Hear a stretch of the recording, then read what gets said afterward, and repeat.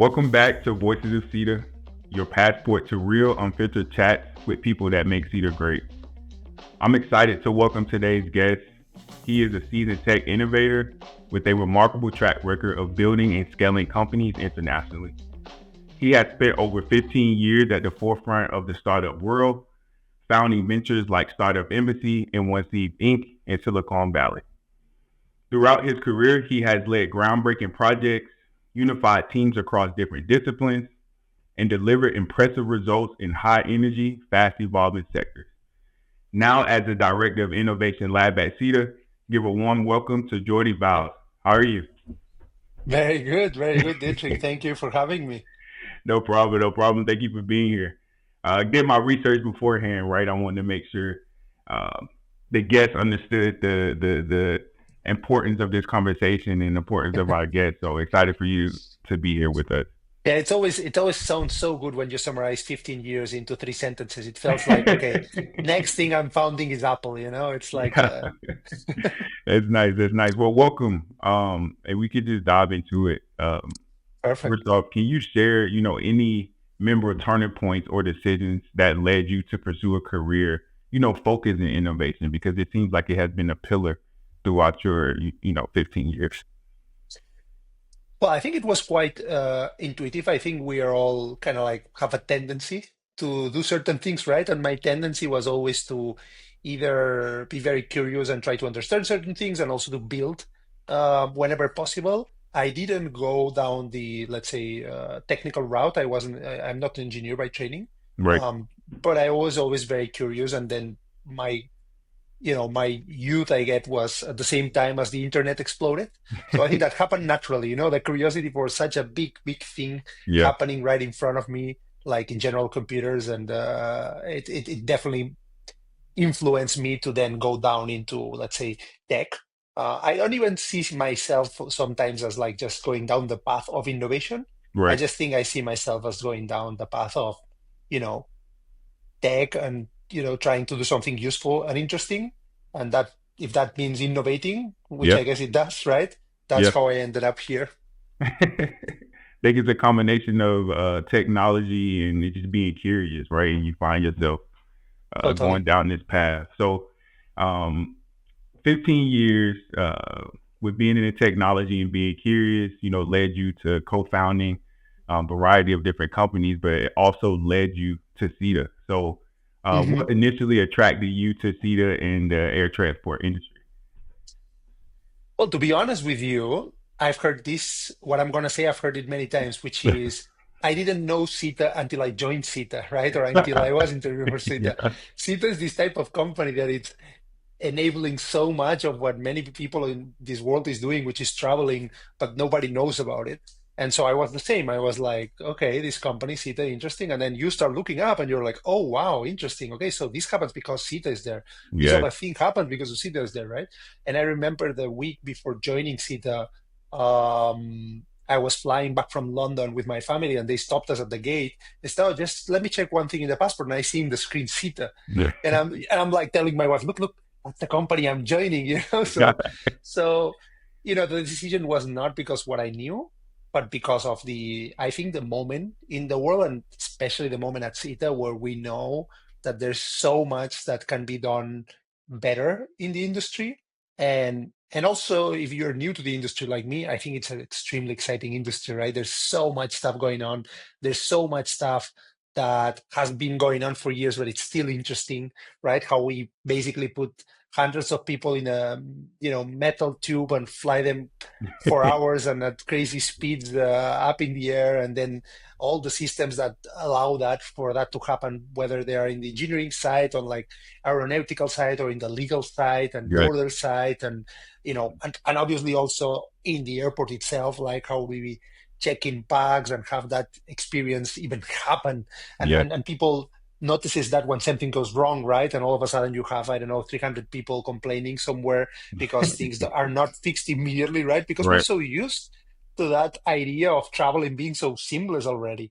We want it to be even more seamless, but I think to your question again, I was excited to be part of a company that could influence and contribute to that. Nice. Nice. No, I definitely understand that. And it's funny how when you stop and look around when you're in the airport, SITA is all around us and making kind of everything move behind the scenes. So when I found it out, I was like, oh my goodness, wow, I can't believe I was this close to it and never realized, who there was and where they are. So it's really cool. And then, so right now you're the director of the Innovation Lab. Can you tell me exactly, or tell the audience, what is the Innovation Lab? So the Innovation Lab is a team, a group that was created 15 years ago, around 15 years ago, and I think it was always from the beginning the ambition of like, okay, any company is doing some solving certain parts in the industry, and you're like heads down solving those problems and evolving products, and but then there's always that need to stop and look forward, not the next year, the 3 next years, or our current products, but look like, hey, how are things changing? Whether it is in the next 10 years or whether it is in the products, in the problems around our products, right? We're solving this and this and this. Hey, but this other thing nobody can look into because we're so focused on this and on the current things, right? So the lab was always like, look at either the different business opportunities or specifically a lot around technology. There was always this factor of like the emerging tech, which I think the last 10, 15 years have been very exciting for anyone in tech, starting from, from all the, I remember the lab has done in the past stuff with Google Glass and with some robots and some stuff. So that component is exciting. If anything, I would say the lab now and you know with me joining as the head of the lab, we really want to make sure that everything we do can have a business impact at SITA, right? So I think it's a tricky balance, and it's always been, right? How do you how do you work on something new that it's exciting, that it's interesting, that it's really innovative, and at the same time that you don't get lost in like how cool it is, Yeah, yeah, you yeah, yeah, know, for sure. but it Yeah, is actually useful and you can make money out of this because, if you cannot make money out of it, it's going to be fun, but it's not going to survive the real world, right? I mean, right. as much as we can, be, have, I guess, conflictive feelings about money or whatever you want to call it, money makes it possible for you to to have the products you like and the services you like. And I think that, whatever we innovate, we have to keep in mind, hey, is this something we can make a decent business around? Right. Um, so that's really, our goal to do that innovation using, yeah, sometimes emerging technology, sometimes just rethinking business models, to do it outside what's currently in the roadmap for the business units, right? To really look at either the future or the adjacent opportunities, and to do it with a sense of business viability. That's nice. That's cool. Okay, so I'm happy you cleared it up because in my mind I was thinking the innovation lab was these scientists in big lab coats, No, no. If you if you have to do an analogy, that's good, and maybe we sometimes, take advantage of that perception of, Yeah. imagine, letting people imagine that we're in white coats somewhere in some lab. But to me, the analogy really that I make all the time and that I think matches the most with our reality is the one of a startup.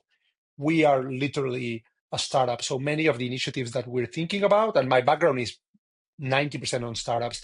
I've been a Right. founder, like you mentioned a couple of times. I've been in Silicon Valley. So whatever we're working on the lab, when something arises, my one of my first thoughts is usually, if we were a startup, what would we do? Right? If we and what does it mean to be a startup? It means you don't have infinite resources and unlimited time, so you Right. have to be very picky and focused. You have to do something that is really different. It cannot be like, oh, look, we're gonna do this thing that is 10% improvement. If you're a startup that's trying to improve 10% something, you don't make it. Right. You die along the way, right? So taking that criteria, to move fast, to try things, to fail fast, right, which is one of the values at SITA also, Right. and to do it in a way that it's really leapfrogging whatever exists in the market. Um, then that's how we make some of the decisions at the lab. Is like, okay, this makes sense. Otherwise, let's stop here. Right. Right. It's something key you say where you have to make something that's totally different, right? It can't be Yeah, slightly different than something that's in the industry. So yeah. piggybacking on that, how do you identify key challenges within the industry that need innovation solutions? And how do you decide which ones to tackle? Because I imagine, I mean, you have so many, right? When you're looking at the challenges. Yeah, that's a great question. Actually, this was the one of the first questions that we started asking ourselves when I joined, and because SITA and this industry has so many directions you could go, one of the challenges like where do we go? And basically there's a group of challenges that are agreed in the industry. If you go to any conference, with the big, let's say, organisms like IATA and or any other type of conference, there is known challenges, right? For example, the growth of travel now since the end of the pandemic, let's say, keeps growing, and it's growing more than linearly or even exponentially. And so that's one big challenge. We know sustainability is a challenge. We know, based on the first one, for example, everything related to disruptions, passenger experience. So there's a good list already known. I think the challenge, if I can reuse that word again, is not necessarily only to know these areas, I mean, which I think is important, but then to be very pragmatic and concrete about what are you exactly trying to solve, right? I think what differentiates a startup to sometimes a bigger company is that startups have to have a version one of their product, something that people can take and like, okay, I see this works, right? There's not that many startups, if any, that say we're going to do this big thing and blah, blah, blah, but don't deliver anything. Unless you deliver something that people can buy, there's some examples of startups that have tried to sell a vision without building much and they failed. And sometimes I would say big companies tend to sell a bigger vision and have a harder time starting small. Right, So, so I think that's how we look at things. We look at these big problems and try to say, okay, what can we prototype, build, solve today, whether it is, like I said, with new technology or a different approach that solves that problem, but also shows the path to solving the whole big problem, right, on the industry. right. Yeah, I mean, and I can give you an example if you want. No, no, no. That definitely makes sense. And I think it's important to view things that way. And I think one thing that's really curious is that, within this industry, there's a lot of regulations and standards. Unlike, being in a startup, let's say, world, right? You're able to Yeah. invent and keep going and not have to think about regulations at a high level. But how does the innovation team stay agile and adaptable in this industry that's often driven by those regulations and those standards? Mm. Yeah, that's another very good question. I think so.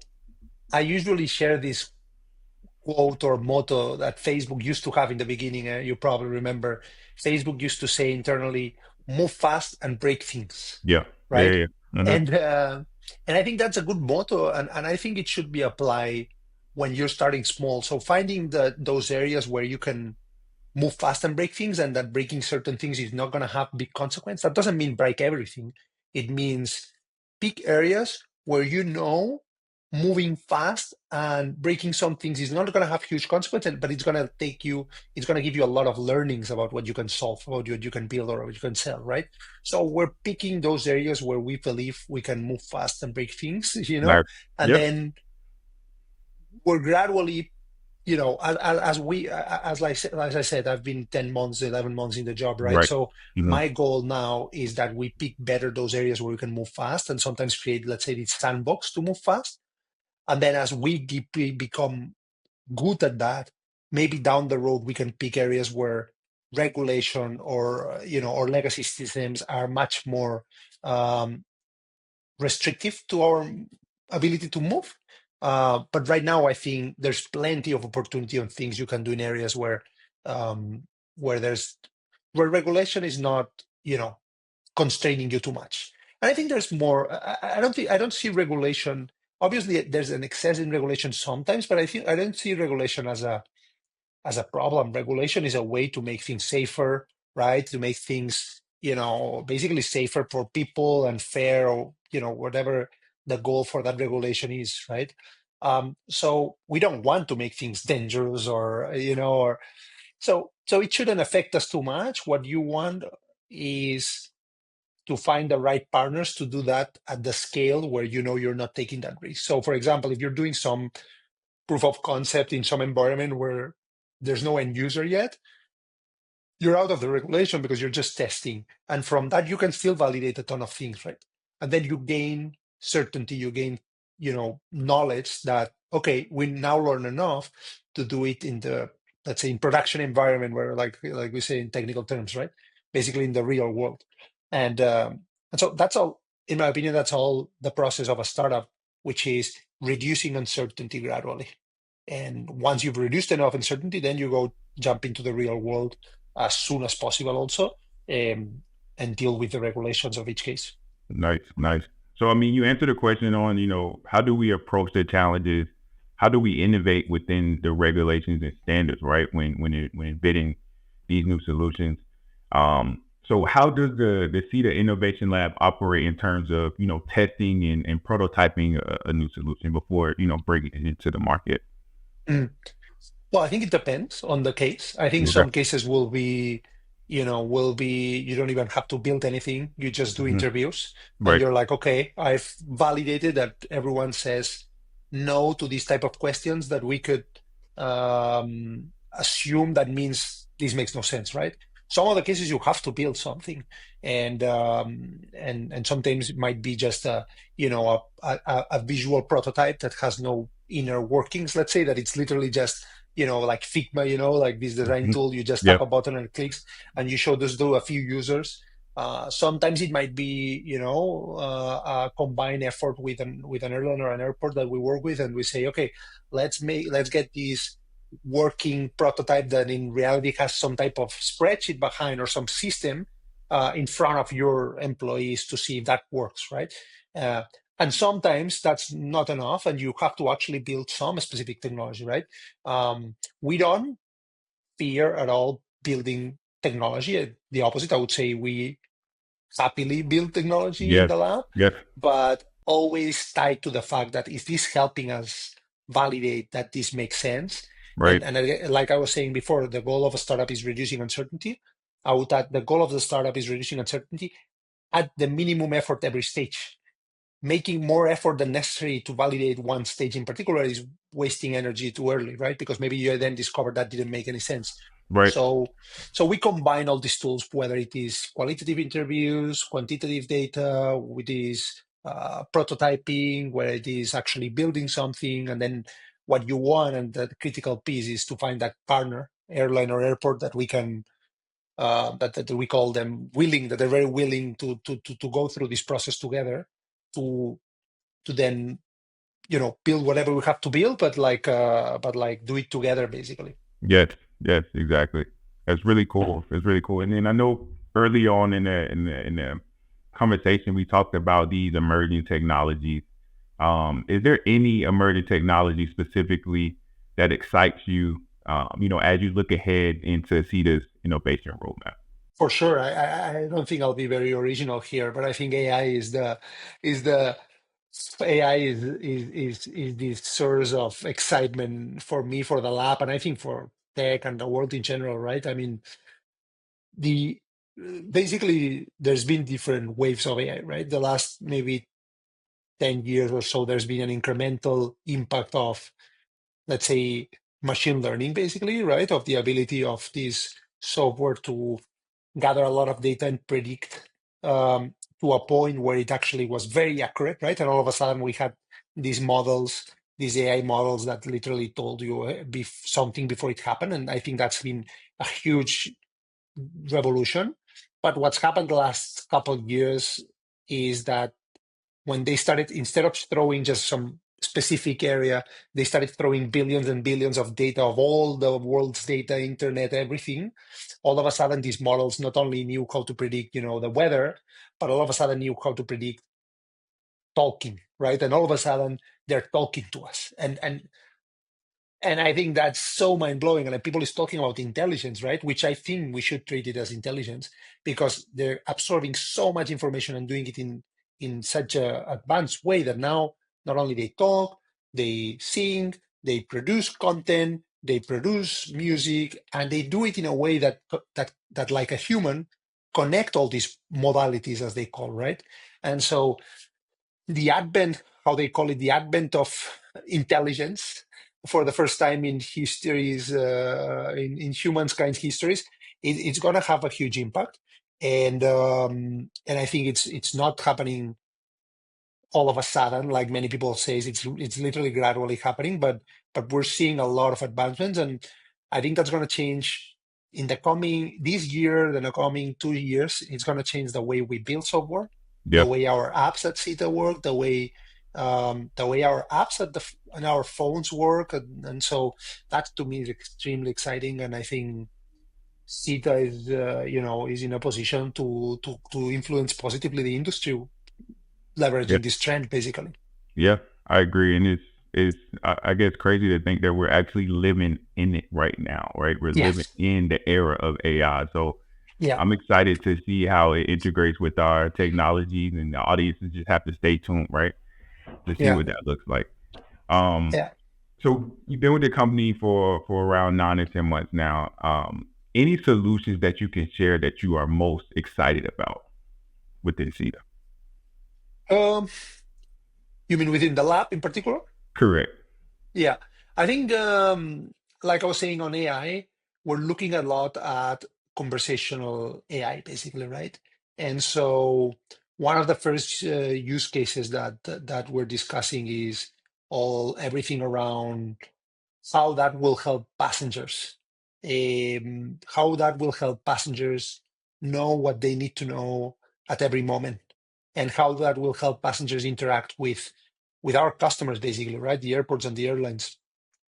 And so, uh, basically, what this means is that what today is a somewhat painful and confusing and stressful experience sometimes of like going to the airport and not knowing, am I late, am I early, so am I supposed to check in this or not, am I supposed, there's going to be line in security, these type of questions that today we somewhat answer through apps and Google search and stuff like that, will be a question away, right? Will be literally like, hey, how is this, blah, blah, blah, right? Yeah. And some boys will come out and say, don't worry. I know you took this specific highway to get to the airport because I see it based on your GPS. And don't worry, there might be some line in security, but, we can deal with that if you buy a fast track or whatever. Like, so that ability to interact with software and information through just natural voice, Right. it's to me super exciting. It's something we're looking into. And I think the same applies to the way airlines and airports work internally. And the challenge there, and that we are facing, and that everyone is facing, and everyone will face, which is, like I was saying before, how do you land this in something concrete? That, that it's not just the concept, but literally, from all the things this can solve and help, where do you start? What is the first thing you solve? And how do you solve it in a way, again, that it's viable and useful for our customers and for the passengers, right? So that's where we're at. And I think, yeah, hopefully you'll get to see, and the world will get to see some of the stuff we're doing in the coming months. Many of it is still somewhat, let's say, private with our Yeah. customers and Yeah. how It's we share it and work with them. But hopefully, it's going to be very soon in front of real passengers, and that to yeah. me is extremely exciting. Yes. Yes. I'm excited. You got me pumped up. I can't wait to. I can't Good to wait to hear. use it. Honestly. Good, good, good, so good.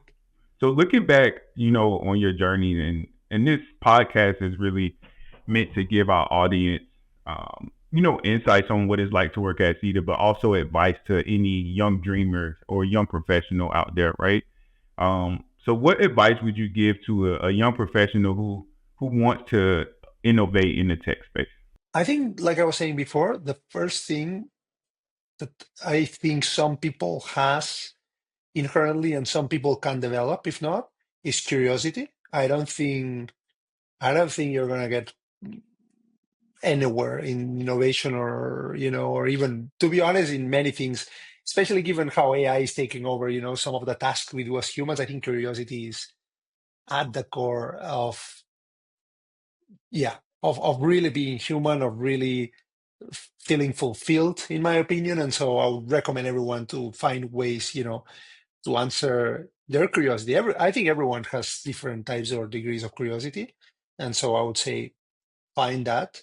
Um, the other thing is, I would say, to then pursue that curiosity in a way that you take action to it. And so I think what I've experienced when I was an entrepreneur is that basically nobody's gonna do nothing unless you ask for it, take a step, make the call, you know. Uh, that's it. It's that simple, right? You're thinking that there's something interesting somewhere, you have to send email, you have to talk to that person, you have to add them on LinkedIn and ask for an intro or a meeting or whatever, right? So I think that's at the foundational level. Then the consequence of that will be that you're forced to learn a ton of things, and that to me is another big factor on both innovation and, I would say, let's say, the most needed skills, or skills for the future are this ability to learn continuously. I think if you're curious, you act on it. You definitely have to be learning stuff all the time. And and if you take it in the right attitude and enjoy it, it's extremely rewarding. If you see it as an exhausting, completely all the time reinventing yourself and having to learn new things, then then it's painful. Then you're not going to reap the rewards of it. But if you really, are open, like, oh, look, what is this AI? Like 2 years ago, right? Yep. ChatGPT comes out, Yep. go sign up, play with it, download some podcast, watch some YouTube channel about it. Uh, Turns out this thing is big, then oh, look some more, and then and then SITA comes, interviews me, and here I am, right? So I mean, that's Yeah. that's the point. Nothing happens out of nothing, right? Everything that happens in your life, I don't want to get too philosophical, but to your point, Yeah. No, I I really just think everything happens out of a consequence of your proactivity.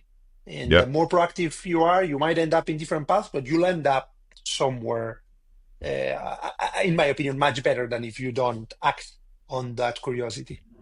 I agree. I agree. In other words, stay curious, question everything, right?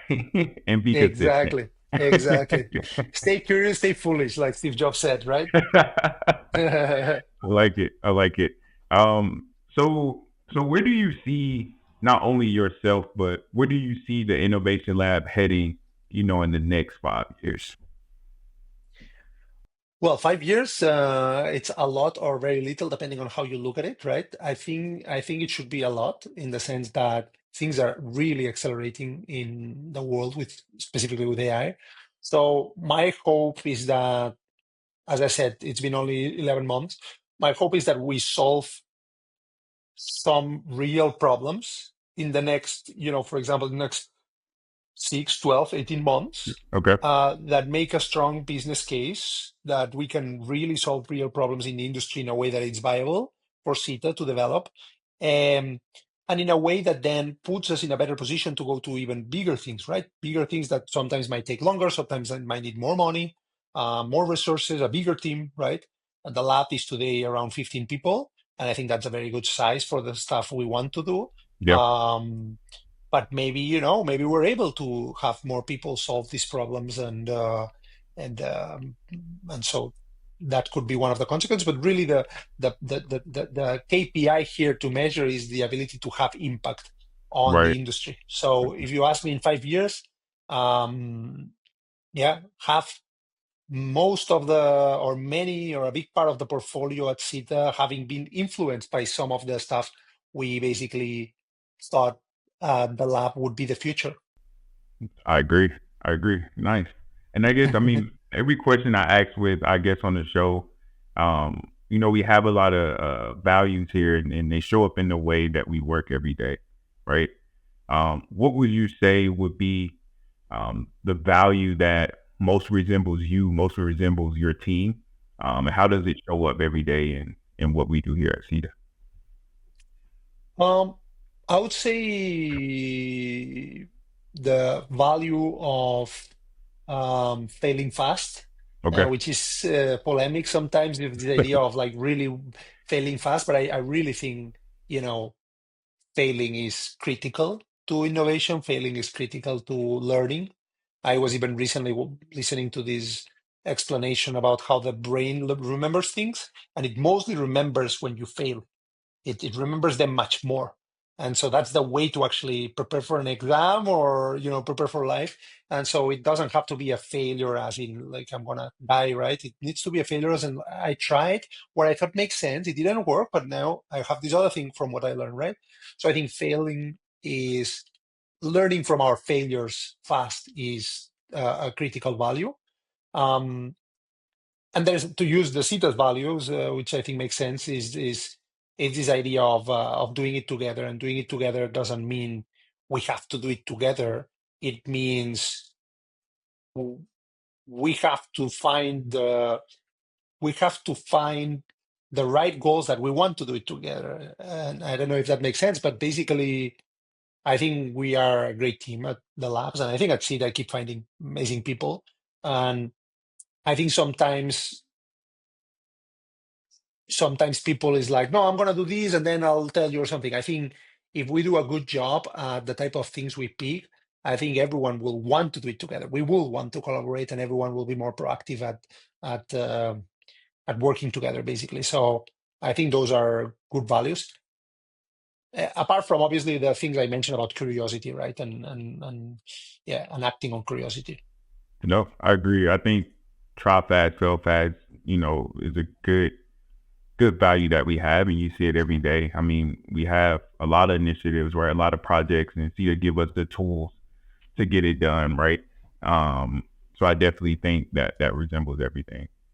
So to switch gears a little bit, I know that you are in our Barcelona office, right? Are you in the new Barcelona office or the old Barcelona office? I'm in the new Barcelona office. In fact, I Nice. think you see Yeah. behind me. You can even see the Sagrada Familia. Perfect framing. I should have put the laptop up here, but I'm holding it with my arm, so I don't think it's practical. But the new Barcelona office is so I don't know. Technically, this is the old Barcelona office, and then there's a new one. That's the one I joined.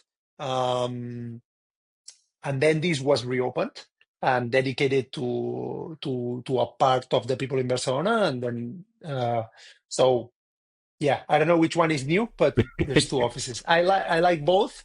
This one I like for the views. Nice. Yeah, the skyline is very beautiful. Yeah, So it's nice.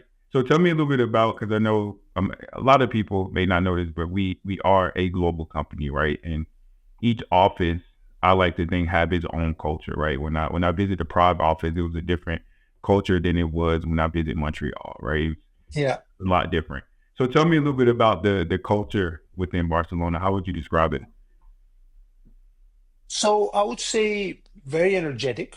Right. I think it's a very good, how should I put it, moment in the Barcelona office, because we were, I think we were like 70 or so when I joined 10, 11 months ago, and I think we're close to 200 now. So you can imagine also the feeling of like everyone kind of excited about about the excitement of basically all coming together as new Yep. in the industry sometimes. And so that's definitely one. um, I think there's another aspect that I love being. I'm local from Barcelona, Uh-huh. but I would say I'm a minority here. The Yeah. reality is that the Barcelona office, there's a majority of people that's not, originally from Barcelona. Yeah. Many of them that they relocated for this job, which to me is extremely exciting. That's something I love from this office, but like as you said, I love from SITA. I've been in some global companies, but this is by far the most, like, literally. I mean, my team is a good representation of that. My team is literally in Americas, in Europe. I have people in the UK, people in the Middle East, in Jordan, and even one person in Singapore. Right. So that to me is cultural gold, I would Yes. say. Yes. And Agreed. it gives you that sense of the industry being so global, and it connects us and makes us more aware of the different realities in different parts of the world, both culturally and business wise, right? Right. So I think I love that the Barcelona office being, literally 30 minutes from where I was born and grew up, now it feels like this is such an international environment that there's people from all over the world moving here, that you can get all these different backgrounds and experience, and especially Yeah. in such an interesting industry. Yeah, I agree. I agree. I like to say CETA is a big melting pot, and it's really cool in the sense that you're able to get, different views uh, on a specific sector or different ideas and wonder how people think, right? Yeah, It forces you to be curious, right? Because everyone yeah, here is from different places and have different views. So it's yeah. really cool. Um, so another question I have, I mean, what does a director of innovation like to do outside of work? What does that look like for you? So now my number one thing is being a father for the last 2 years. So I would say that's, literally when I log out is, go straight to my wife and my daughter. It's a very sweet moment in time. Um, so I would say that uses most of my time right now, and it's a great moment. But I still keep time for my, let's say, my other hobbies and passions whenever possible. I really try to read whenever possible. Obviously, now I'm reading less, but I always like reading. Even during the pandemic, I started my own YouTube channel with book reviews for nonfiction books. I like to read about technology and business and history and whatever, find psychology and whatever I can find interesting. Um, that's a big one. I have a motorbike. I wouldn't say I'm like one of those, people who does a lot of excursions, but I enjoy it very much. And if it's a Sunday, I have some extra time and it's a good sunny day, maybe I'll go, and write a little bit. Um, I love I love everything like content and stuff. Like I mentioned before, I have my own podcast. It's a podcast in Spanish on YouTube, and that's I have less time for it now, but I still try to find the time, and I have a great video editor that edits the content and publishes it, so that I've been able to make it survive the amount of work I have right now. But I really love that. Um, yeah, I think that and trying to enjoy life, I guess, in Yeah. general, like trying to go out with my wife and do some traveling. And I love obviously traveling, which is something that happens too at SITA. So I really, yeah, I think that for now, it's most of my time. It's, your life changes a lot once you have kids, I guess. So that's my reality right now, and very happy. That's nice. That's nice. I'm happy to hear it. I'm happy to hear it. Well, thank you so much for taking the time to come on the podcast and share a little bit about yourself and what you do. Really appreciate you, Jordi, and thank you. No, Dietrich, my pleasure. Happy to be here, and hopefully it was helpful for anyone listening, to be excited about joining SITA, and really looking forward to have more and more intelligent, interesting people to join us. Yeah, definitely, definitely. Well, thank you. Thank you.